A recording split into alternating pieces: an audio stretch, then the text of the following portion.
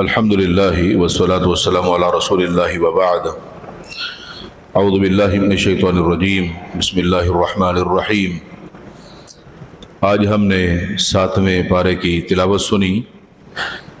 اس پارے کے آغاز میں اللہ رب العالمین نے اپنے اہل ایمان بندوں کو مخاطب کیا اور فرمایا کہ یا ایھا الذین آمنوا لا تحرموا طیبات ما احل اللہ لکم ولا تعتدوا۔ ایمان والو، جو چیزیں ہم نے تم پر حلال کی ہیں ان کو تم اپنی مرضی سے حرام نہیں کرو گے، اس لیے کہ حلال اور حرام کا اختیار اللہ تعالیٰ کے پاس ہے۔ اگر کسی بندے کو کھانے میں کوئی چیز ناپسند ہے تو بے شک وہ نہ کھائے، لیکن وہ اس چیز کو اپنے اوپر حرام کر لے اور وہ یہ کہے کہ یہ مجھ پر حرام ہے، میں نہیں کھاؤں گا، یا اللہ تعالیٰ کی کوئی حلال کی ہوئی چیز کے متعلق وہ یہ فیصلہ کر دے کہ نہیں یہ حلال نہیں ہے، یہ حرام ہے، تو اہل ایمان کو خطاب ہے کہ ایسا ہرگز نہیں کرنا۔ بعض لوگ اپنی مرضی سے ایسا کرتے ہیں، جیسے بعض جو صوفیہ ہوتے ہیں، جو صوفیہ نظریہ ہے، ان کے اندر یہ چیز پائی جاتی ہے کہ وہ یہ سمجھتے ہیں کہ یہ چیز اگر ہم چھوڑ دیں گے تو یہ تقوی اختیار کرنے کے لیے ہے، یہ چیز ہم نہیں کھائیں گے تو ہم اللہ تعالیٰ کے زیادہ قریب ہو جائیں گے۔ تو یہ ان کی اپنی ایک سوچ ہو سکتی ہے۔ اللہ تعالیٰ نے اپنے دین اور شریعت کے اندر اپنے رسول اکرم صلی اللہ علیہ وآلہ وسلم کو بھی یہ اختیار نہیں دیا، بلکہ ایک موقع پر اللہ کے رسول صلی اللہ علیہ وسلم نے کسی وجہ سے اپنے لیے شہد کے متعلق ارشاد فرمایا کہ آج کے بعد میں شہد نہیں کھاؤں گا، یہ مجھ پر حرام ہے۔ تو اللہ تعالیٰ نے اس موقع پر سورۃ تحریم نازل فرمائی اور ارشاد فرمایا کہ میرے نبی صلی اللہ علیہ وسلم، جو چیز ہم نے آپ کے لیے حلال کی ہے، آپ کون ہوتے ہیں حرام کرنے والے؟ تو لہذا یہ اختیار اللہ کے علاوہ کسی کو بھی نہیں ہے۔ پھر اس بارے میں اللہ تعالیٰ نے قسم کے کفارے کا ذکر کیا۔ بعض لوگ جذبات کے اندر کوئی فیصلہ کرتے ہوئے قسم کھا لیتے ہیں کہ میں ایسا کروں گا، یا قسم کھاتے ہیں کہ میں ایسا نہیں کروں گا، لیکن جب وہ جذبات ٹھنڈے ہوتے ہیں، غصہ کم ہوتا ہے، تو پھر اس وقت ان کو اندازہ ہوتا ہے کہ ہم نے یہ قسم تو کھا لی ہے لیکن اس کو ہم پورا نہیں کر سکیں گے۔ اب اس قسم کو وہ توڑتے ہیں تو پھر بھی گناہگار ہوں گے۔ تو اللہ تعالیٰ نے اس مسئلے کے حل کے لیے قسم کا کفارہ بیان کیا۔ قرآن مجید کے اندر اللہ تعالیٰ نے اس کے لیے ارشاد فرمایا کہ یا تو وہ 10 غریبوں کو کھانا کھلائے گا، ایسا کھانا جیسا وہ اپنے گھر پہ مناسب کھانا کھاتے ہیں، وہ 10 افراد کو کھلا دے گا، تو وہ جو قسم کھائی تھی اس کا کفارہ پورا ہو جائے گا، پھر اس کو گناہ نہیں ملے گا۔ اگر وہ یہ نہیں کر سکتا تو پھر 10 غریبوں کو کپڑے لے کر دے گا، ایک سوٹ ان کو لے کر دے گا، تو یہ قسم کا کفارہ ہوگا۔ تیسری چیز بیان فرمائی، یا پھر وہ ایک غلام کو آزاد کرے گا، کیونکہ آج کل تو غلاموں کا دور نہیں ہے، لیکن اللہ کے رسول صلی اللہ علیہ وسلم کے دور میں یہ غلاموں کا سلسلہ تھا، تو وہ غلام کو آزاد کرتا تو یہ قسم کا کفارہ بن جاتا۔ ان تینوں میں سے کوئی ایک بھی کام کر لے گا تو اس کی قسم کا وہ کفارہ ہوگا۔ آگے ارشاد فرمایا اگر ان تینوں میں سے وہ کچھ بھی کرنے کی طاقت نہیں رکھتا تو پھر اللہ تعالیٰ نے اب اس کے لیے چوتھا راستہ نکالا کہ وہ اس کے بدلے میں 3 روزے رکھے گا، وہ 3 روزے رکھنے سے اس کی قسم کا کفارہ ادا ہو جائے گا، پھر وہ گناہگار نہیں ہوگا۔ اللہ تعالیٰ نے اپنے دین کے اندر لوگوں کے لیے کتنی آسانی رکھی ہے، تو لوگوں کو چاہیے کہ وہ دین کو مذاق نہ بنائیں۔ ایسی قسم کھانے کی ضرورت کیا ہے کہ جب کوئی بندہ اس کو پورا نہیں کر سکتا۔ پھر اس بارے میں اللہ تعالیٰ نے شراب کی حرمت کا ذکر کیا، یا ایھا الذین آمنوا انما الخمر والمیسر والانصاب والازلام رجس من عمل الشیطان۔ شراب کی حرمت کتب احادیث کے اندر اس کی اللہ کے رسول صلی اللہ علیہ وسلم نے بڑی مذمت فرمائی ہے، اور شراب پینے والے بندے کے لیے سزا کا بھی ذکر کیا ہے۔ یہاں پر اللہ تعالیٰ نے اہل ایمان کو خطاب کیا ہے،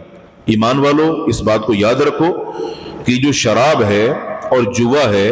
اور شرک کے لیے جو چیزیں نصب کی جاتی ہیں، چاہے وہ بت کی شکل میں ہو، مورتی کی شکل میں ہو جس کی لوگ پوجا کرتے ہوں، یا اسی طرح بعض فال کے لیے چیزیں استعمال ہوتی ہیں جیسے تیر وغیرہ، تو یہ تمام کی تمام چیزیں اہل ایمان لوگوں کو خطاب کر کے کہا جا رہا ہے رجس من عمل الشیطان، یہ شیطان کے ناپاک عزائم میں سے ہے، تم نے ان سے اپنے آپ کو دور رکھنا ہے۔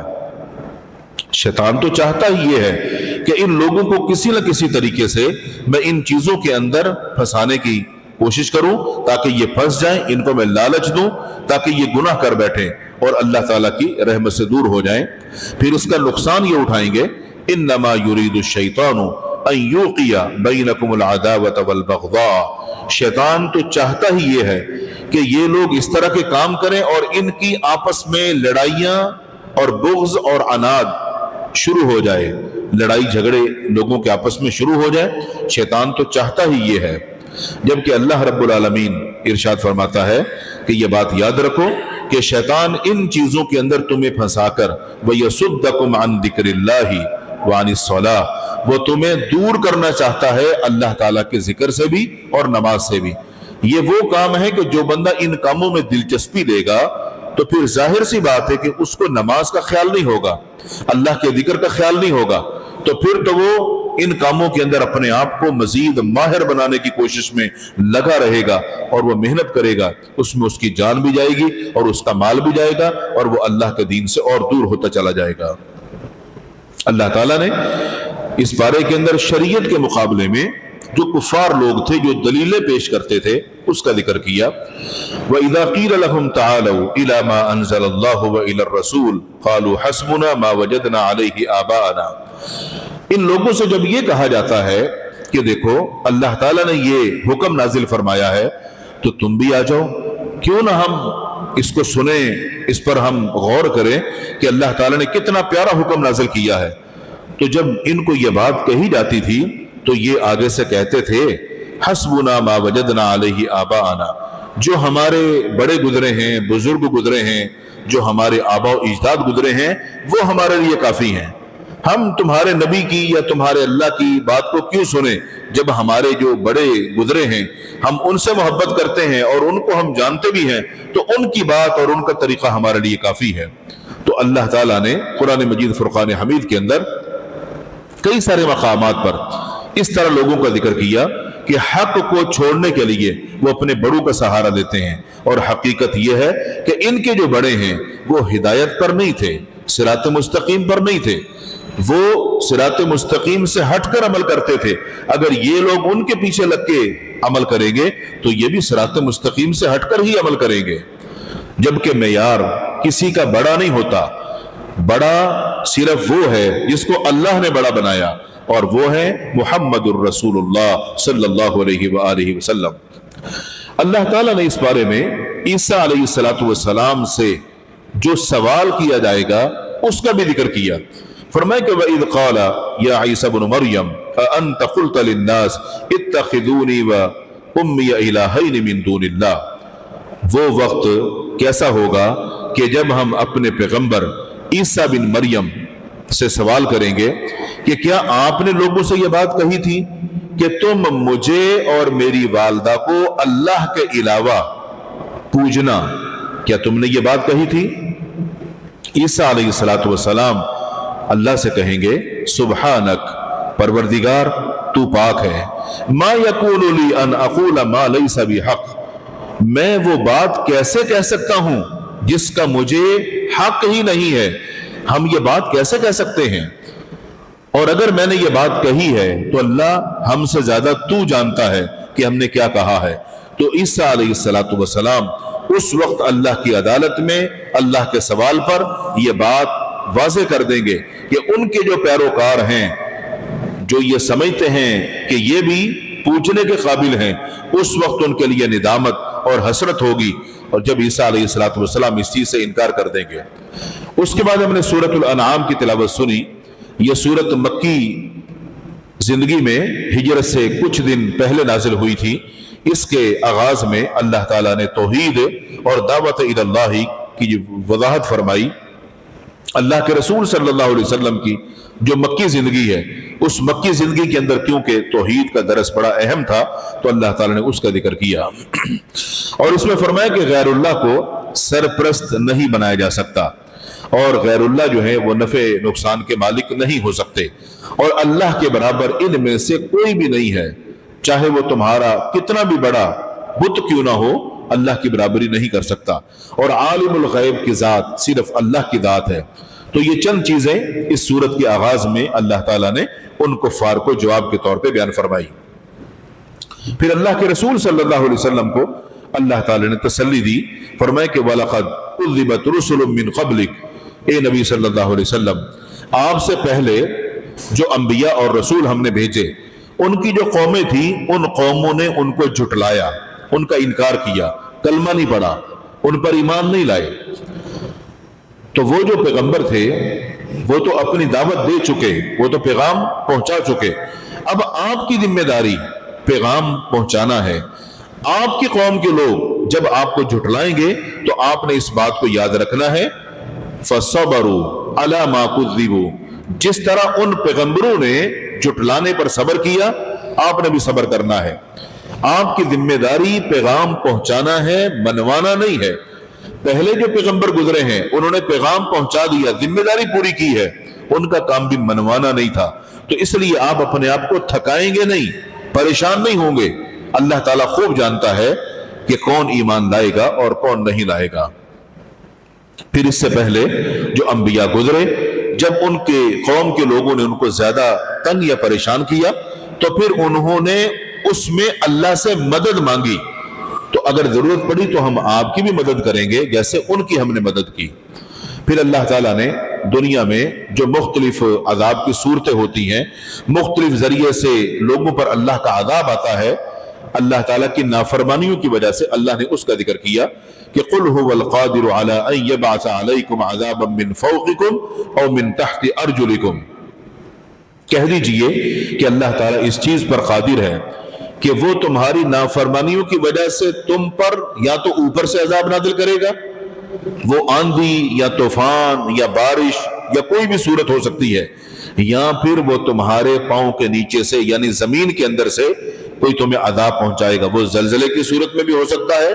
وہ زمین کے اندر سے کوئی اور چیز بھی نکل سکتی ہے کہ جو تمہیں اپنی لپیٹ میں لے لے، پانی بھی ہو سکتا ہے سیلاب کی صورت میں جو تمہیں اپنی لپیٹ میں لے لے۔ تو اللہ تعالیٰ کے لیے تو کوئی بھی چیز مشکل نہیں ہے، وہ ہر چیز پر قادر ہے۔ پھر اللہ تعالیٰ نے انبیاء کا ذکر خیر کیا، ایک ساتھ 18 انبیاء کے نام لے لے کر اللہ نے ذکر کیا اور ارشاد فرمایا کہ یہ جتنے بھی ہیں یہ سارے ہدایت پر تھے، اگر ان میں سے کوئی بھی شرک کرتا لَحَبِطَ عَنْهُمْ مَا كَانُوا يَعْمَلُونَ، تو ان کے ہم عملوں کو برباد کر دیتے۔ ہمیں بتایا جا رہا ہے کہ دیکھو ہمارے جو پیارے ہوتے ہیں برگزیدہ وہ پیغمبر ہوتے ہیں تو وہ سارے ہدایت پر تھے، اگر ان میں سے بھی کوئی اگر شرک کرتا، حالانکہ پیغمبر سے شرک سرزد نہیں ہوتا، وہ اللہ کے انتخاب کردہ لوگ ہوتے ہیں، اگر کوئی شرک کرتا تو ان کے بھی عمل برباد ہو جاتے۔ ہمیں بتایا جا رہا ہے کہ اگر تم میں سے کسی نے ایسا کچھ کیا، شرک کی طرف گئے اللہ کو چھوڑ کر، تو تمہارا تو کچھ بھی نہیں بچے گا۔ اس پارے کے آخر میں اللہ تعالیٰ نے فرمایا وَلَا تَسُبُّوا الَّذِينَ يَدْعُونَ مِن دُونِ اللَّهِ فَيَسُبُّوا اللَّهَ عَدْوًا بِغَيْرِ عِلْمٍ۔ لوگوں اس بات کو یاد رکھو، اللہ کے علاوہ لوگ جن کی پوجا کرتے ہیں، لوگوں نے جو اپنے کوئی برگزیدہ بزرگ ہستیاں مرشد پیر کچھ بھی بنائے ہوئے ہیں، تم نے ان کو گالی نہیں دینی، اس لیے کہ جب تم ان کو گالی دو گے یعنی ان کے معبودوں کو جن کی وہ پوجا کرتے ہیں، تو وہ لوگ تو علم نہیں رکھتے ہیں، وہ تو جاہل ہیں، ان کو اللہ کا پتہ ہی نہیں ہے، تو وہ مقابلے میں غصے میں آ کر تمہارے حقیقی معبود یعنی اللہ کو گالی دیں گے۔ اس لیے تم نے ایسی غلطی نہیں کرنی کہ تم ان کے جو جھوٹے معبود ہیں تم ان کو گالی نہیں دو گے، ورنہ وہ غصے میں تمہارے سچے معبود کو گالی دیں گے۔ تو اہل ایمان لوگوں کو اللہ تعالیٰ نے یہاں پر یہ جو بات بتائی ہے، یہ موجودہ دور میں بعض لوگ جس طرح جذبات میں آ کر کسی کا مزار دیکھا، کسی کا قبہ دیکھا، کسی کی قبر دیکھی یا کوئی ایسی جگہ دیکھی، وہاں پر ان بزرگوں کو یا ان کے مزارات کو برا بلا یوں کہتے ہیں کہ جیسے گالیاں ہوتی ہیں. اگر ان کو پتا ہوتا کہ یہ غلط ہے، ہم یہاں پر مجاور بن کے کیوں بیٹھے ہیں، تو پھر وہ ان کو چھوڑ کر اللہ سے مانگتے. جو وہاں بیٹھتے ہیں ان کو بھی یقین ہے کہ یہاں سے ملتا کچھ نہیں ہے، اس لیے کہ ہمیں یقین ہے کہ جب ہم قبرستان جاتے ہیں تو وہاں پر جو مجاور بیٹھے ہوتے ہیں وہ ہم سے مانگ رہے ہوتے ہیں کہ ہمیں بھی کچھ دے دو. اگر ان کو پتا ہو کہ یہ قبر والے کچھ دے سکتے ہیں تو وہ ہم سے کیوں مانگے ہیں؟ وہ زندہ لوگوں سے مانگ رہے ہوتے ہیں. لیکن ان کو اتنی عقل نہیں ہے کہ یہ کچھ نہیں کر سکتے، مگر وہ وہاں چھوڑتے نہیں ہیں، اس لیے کہ یہ ان کا کاروبار ہے. ان کی عقلوں پر اللہ نے پردہ ڈال دیا ہے. تو ان جگہوں کو یا مزارات کو ہم کبھی بھی گالی نہیں دے سکتے، اس وجہ سے کہ کہیں ایسا نہ ہو کہ وہ جہالت کی بنا پر ہمارے اللہ کو برا کہے اور گالی دے. اللہ تعالیٰ سے دعا ہے اللہ تعالیٰ ہم سب کو دین کو سیکھنے، سمجھنے، اصلاح کرنے اور عمل کرنے کی توفیق عطا فرمائے. وآخر دعوانا الحمدللہ رب العالمین.